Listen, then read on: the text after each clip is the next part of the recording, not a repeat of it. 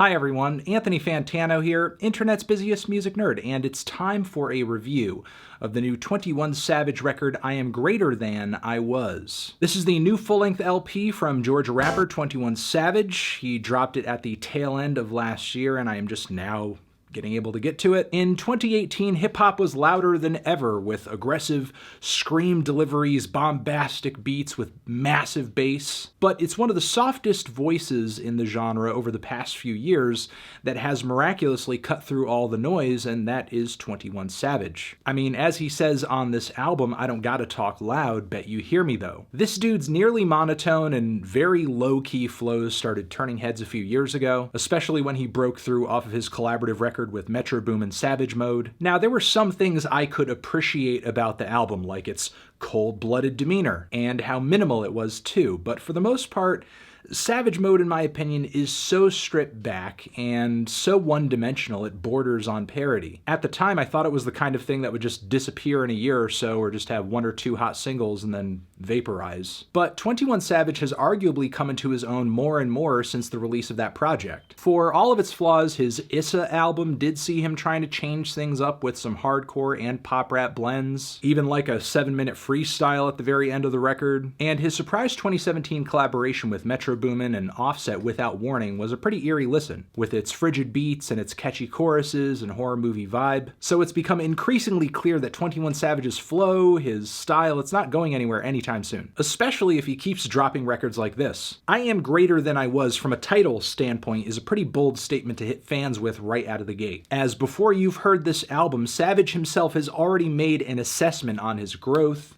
on his artistry, also on himself as a person, but ultimately I think he's pretty much saying here, this is my best record so far. And I can't deny that there are improvements on this record. 21 is definitely more expressive on this record than I think he's been in the past, whether it be his forlorn demeanor on the song A Lot, which is legitimately moody, or his murderous bars on the song Good Day. There are also some rare moments on this record where he'll break into some whisper raps, into like an auto-tuned raspy falsetto. But overall, I think one of the biggest changes 21 presents on this record is an emotional one, as it seems like on this album he's not afraid to be himself, reveal his intentions to be better to his own kids than his father was to him. The track Ball Without You sees 21 kind of in his feelings over an old relationship where it's over and it's kind of bittersweet because he has to go on without this person and sort of enjoy all the success that he's seeing alone. There's also a very sentimental auto-tuned diatribe about love and hate and loyalty in the midst of the song too. I also admire 21 for wearing his heart on his sleeve in the way that he does on the song Letter to My Mama, which is a beautiful tribute to his mom for supporting him and being behind him and getting him to where he is today and pushing him to be a better person. And there's some really endearing details laced into the lyrics of this track too, whether it be the van that she drove, the PlayStation games that she got him, or just the school hearings that she showed up for. The emotional tone of the song is great. I like the instrumental a lot, even though it is very simple. The serene electric piano chords are a nice touch, almost reminds me of like a old school hip-hop throwback to LL Cool J's I Need Love in a way. Now, even though there are a lot of cuts on here where 21 is essentially in his feelings, there are some really grim tracks on this thing too, like the lethal closer 4L, and to mention one more time the track Good Day, whose sentiment in a way reminded me of that Ice Cube hit It Was a Good Day, except way darker and nastier. And even though of course 21 Savage is pretty violent on this record, he does add a bit more levity to his bars for a bit of a comedic effect. Whether he's threatening you and your dog and your goldfish, or dropping a hilarious follow-up to his viral 12-car garage line where he says he has 6 cars, why do you have a 12-car garage? And now his answer on this record over here is that he got 6 more cars. Also lines on this thing like, AK make your brother do the limbo, make this Glock Shiggy challenge out the window. Yeah, there are a lot of references on this thing to shooting people, gang violence, drive-bys, all really nasty adult cold-blooded shit. He's also rapping about people betraying him, snitches, rats, drug dealing, money, women, materialism, but at least he's balancing that out a little bit more on this record over here with some personal tracks, where he does seem to get a bit more emotional and introspective, and it becomes clear that a lot of what he's saying on the more braggadocious tracks is just kind of for the hype of it. Generally, it seems like there's more of a focus on this LP to really make the choruses pop, especially on tracks like All My Friends and 1.5. There's a pretty impressive mix of features on this thing too, from rappers that you wouldn't necessarily expect to cross over into the land of 21 Savage like J. Cole and Childish Gambino and even Schoolboy Q. Memphis legend Project Pat is also on this record as well. And to keep things current and relevant, of course, Offset is on here, Post Malone is on here, kind of paying it back for the incredible feature that 21 Savage laid onto the hit song Rockstar. Young Miami of the duo City Girls also appears on the track A&T. Her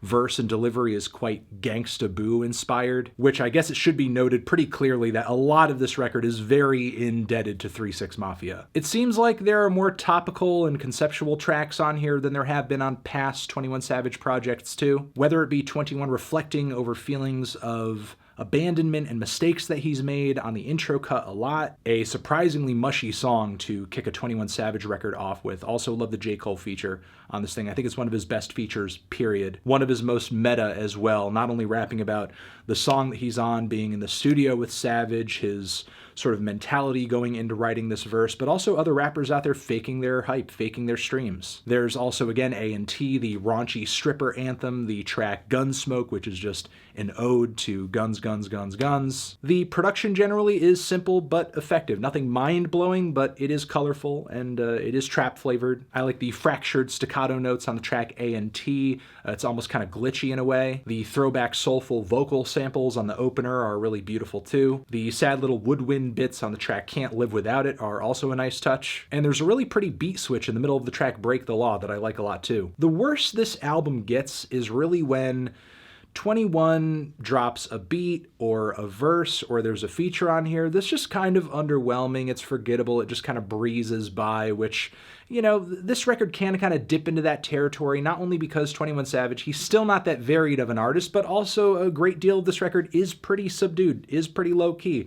Some of it might just slip by you and feel like wallpaper. Sometimes 21's personality does get lost in the changes on this record, like All My Friends, the sentiment and the melody and the flow of this track. Just kind of seems like he's riding on Drake's coattails a little bit, even if he does sort of drop that funny fuck Kiki line earlier in the record. The Childish Gambino feature on the song Monster was frankly one of the most underwhelming features of the whole bunch. Just barely passing above Lil Baby and Gunna on here, who are easily the most underwhelming features on the entire record, as they sound just as generic and uninspired here as they do nearly everywhere else. The tracks ASMR and Padlock are probably two of the least definitive songs on the entire record, as they're one of a handful of cuts on here that kind of lack any real topical focus. Because while I wouldn't say that 21 Savage is doing too much on this record, it definitely is a project that's way too bloated for somebody who's just now evolving out of being a one-trick pony. Yes, it's definitely got more variety, more flavor, more energy than any solo 21 record so far. But I still think it's going to be a bit longer before we hear 21 Savage dominate almost an hour of material and it's engaging in flames from start to finish. I'm glad to hear he's growing though, and I guess I do agree with the sentiment of the title over here. This is his best personal solo commercial work to date. So there you go. I'm feeling a light to decent 7 on this thing. Transition, have you given this album a listen? Did you love it? Did you hate it? What would you rate it? You're the best, you're the best. What should I review next? Hit the like if you like. Please subscribe and please don't cry. Hit the bell as well. Over here next to my head is another video that you can check out. Hit that up or the link to subscribe to the channel. Anthony Fantano, 21 Savage, I am greater than I was, forever.